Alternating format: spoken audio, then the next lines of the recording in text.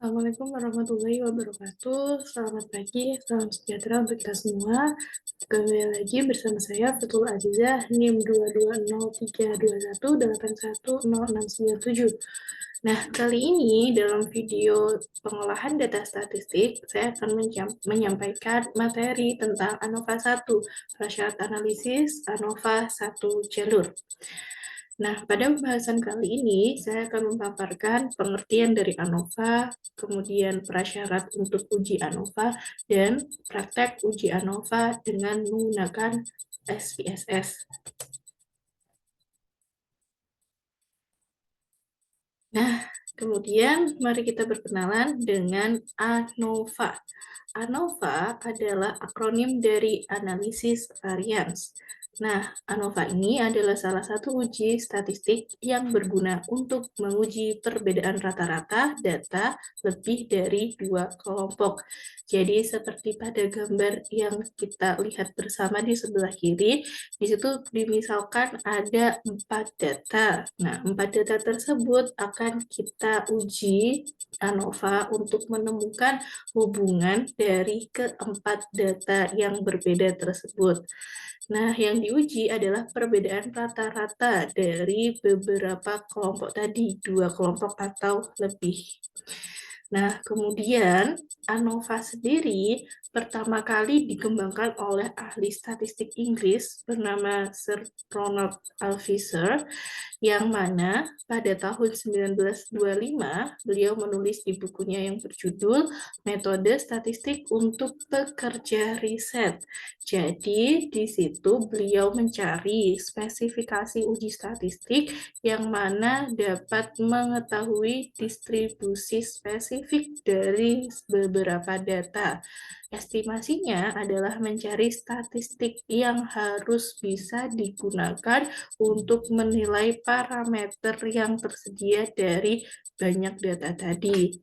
Kemudian, Ronald Fisher ini mengembangkan ANOVA pertama kali untuk penelitian di bidang agroteknologi, seperti itu. Nah, kemudian sekarang ini ANOVA dikembangkan dan dapat digunakan untuk berbagai jenis studi. Uji ini dapat diterapkan pada data eksperimen, kuasi eksperimen, dan non-eksperimental. Jadi, selain bisa digunakan di bidang penelitian pendidikan, ANOVA ini juga bisa digunakan atau kerap kali digunakan pada penelitian medis, kemudian penelitian ekonomi dan bisnis, penelitian teknik, kemudian penelitian yang melibatkan data eksperimen, dan penelitian yang terkait dengan psikologi. Nah, kemudian selanjutnya, masih berkaitan dengan ANOVA, ANOVA ini akan sangat berguna dalam mengungkapkan informasi penting, terutama dalam menafsirkan hasil eksperimen dan dalam menentukan pengaruh beberapa faktor pada parameter pemrosesan lainnya. Jadi di sini ada beberapa kelompok data dan melalui ANOVA dapat dicari skema utama atau skema besar dari kelompok-kelompok data itu perbedaannya itu apa. Nah, itu bisa dicari dari ANOVA. Dan nanti ANOVA ini sebagai uji statistik yang bisa menjelaskan atau mempermudah penilaian kualitatifnya. Seperti itu. Nah, kemudian kita lanjut kepada prasyarat uji ANOVA. Jadi di dalam uji ANOVA sendiri, hipotesisnya itu didasarkan pada perbandingan dua perkiraan bebas dari varians populasi. Nah, di sini saat melakukan prosedur ANOVA, ada 3 asumsi yang perlu dipenuhi. Asumsi pertama, datanya itu harus independen, yang artinya antara satu kelompok dan kelompok yang lain itu tidak saling bergantung. Kemudian, data yang ada pada setiap kelompok harus memiliki distribusi normal. Jadi nanti kita akan tes terlebih dahulu normalitas dari data yang kita punya. Jadi dicek normalitasnya dulu, lalu baru uji ANOVA. Nah, terakhir, varians populasi pada setiap kelompok adalah sama atau homogenitas.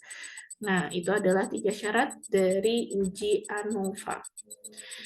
Kemudian, sekarang yang akan kita bahas lebih lanjut adalah analisis one-way ANOVA atau analisis varian satu arah. Analisis one-way ANOVA ini digunakan ketika data yang dibagi menjadi beberapa kelompok itu diteliti atau dilihat berdasarkan hanya satu faktor saja. Itu adalah analisis one-way ANOVA.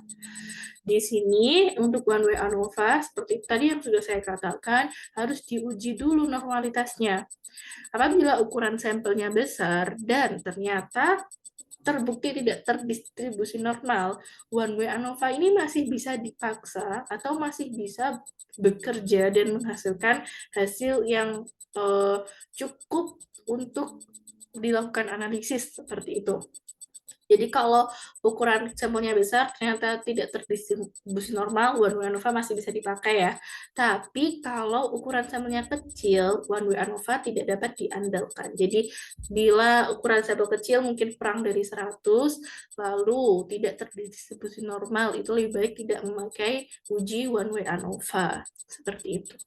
Nah, nanti kalau sudah terbukti uji normalitasnya, sudah teruji bahwa data-data tersebut normal, maka bisa dilanjut dengan uji ANOVA pada SPSS. Nah, pada simulasi kali ini, simulasi kasus dan praktik pengujiannya, data yang kita gunakan adalah data pada hasil belajar siswa. Nah, di sini akan saya ambil contoh kasus di mana ada data skripsi dari Astuti tahun 2013 yang meneliti tentang hasil belajar kognitif siswa pada materi fotosintesis. Nah, jadi di sini hasil ini yang ada di sebelah kanan itu adalah 15 hasil pertama. Di situ ada sebanyak 65 siswa yang dijadikan bahan eksperimen seperti itu ya. Jadi hasil ini adalah hasil kognitif atau hasil belajar kognitif yang diperoleh dari kelas eksperimen 1. Kelas eksperimen 1 ini faktornya atau kelompok ujinya adalah kelompok uji index card match. Dan kelas eksperimen kedua itu dia kelompok ujinya adalah kelompok uji tim game turnamen. Nah, jumlah siswa yang dilibatkan dalam penelitian ini totalnya ada 65 siswa. Ada kelas 8A yang menggunakan kelas tim game turnamen tadi sebanyak 30 siswa dan kelas 8G yang mana kelasnya itu digunakan kelas index card match sebanyak 35 siswa. Kemudian tentunya di sini harus dilengkapi dengan kelas kontrol, yang mana kelas kontrolnya itu dilakukan pada kelas 8C dengan jumlah siswa sebanyak 35 siswa. Nah, contoh kasus ini yang akan kita gunakan sebagai uji one way ANOVA, di mana faktor yang akan diteliti adalah faktor hasil belajar siswa dari 3 kelompok data yang didapatkan. Seperti itu.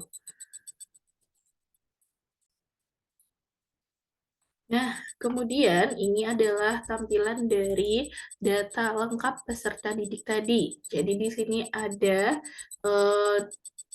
peserta didik 1 sampai 36 atau 35 tadi. Kemudian nilainya ada 3 jenis ya. Tadi nilai post-test in the card, kemudian nilai post-test tim game turnamen, dan nilai post-test dari kelas kontrol.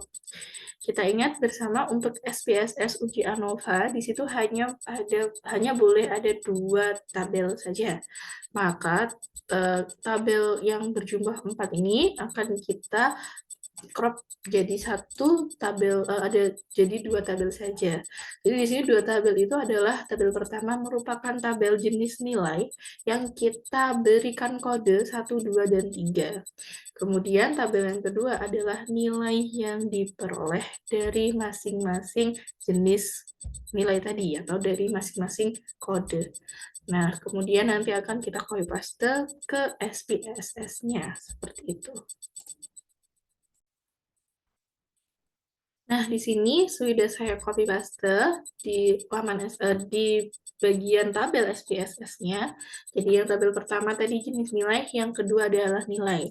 Nah, jangan lupa di bagian variable view di sini harus kita edit bagian value untuk jenis nilai. Jadi tadi karena ada 3 kodenya kita jelaskan satu persatu pada bagian value labels. Jadi value pertama, nomor 1 ini adalah berkaitan dengan nilai post-test index card match. Yang kedua, tentang nilai post-test game turnamen. Yang value ketiga, nilai post-test kelas kontrol. Kemudian oke. Nah, sekarang untuk pengolahan datanya, seperti tadi sudah saya sampaikan, kita uji normalitas terlebih dahulu. Uji normalitasnya, tahapannya pertama klik Analyze, kemudian klik Descriptive Statistik, lalu klik Explore. Nah, setelah itu, kita masukkan tabel jenis nilai ke dalam faktor list. Nah, jadi faktor yang ingin kita ketahui, lalu nilainya adalah dependent list.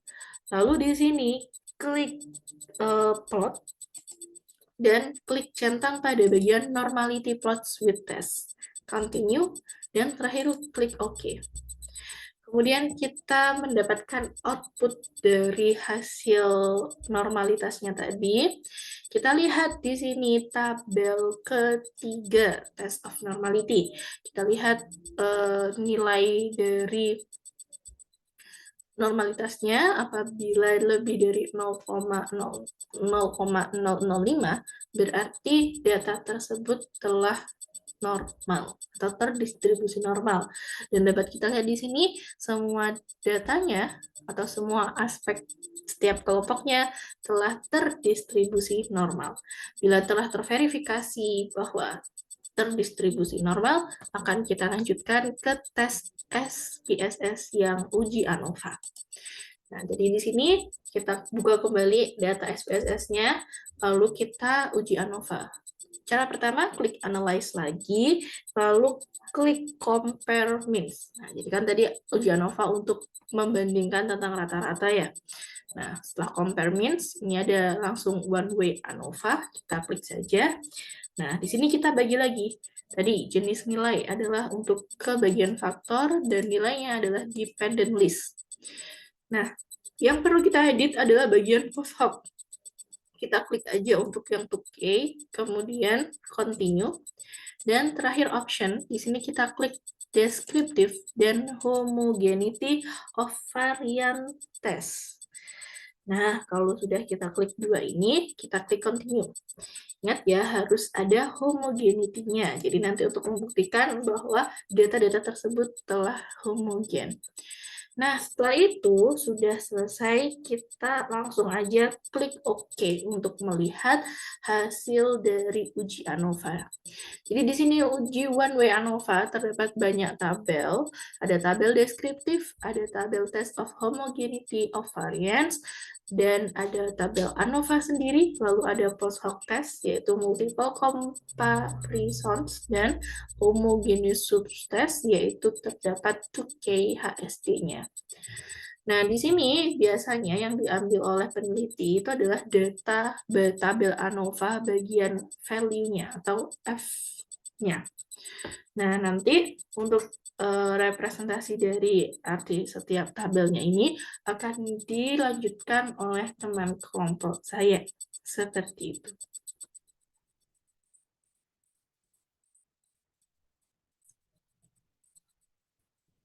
Nah, itu tadi cara dari uji ANOVA dengan menggunakan aplikasi SPSS. Nah, demikian presentasi saya pada hari ini tentang uji SPSS.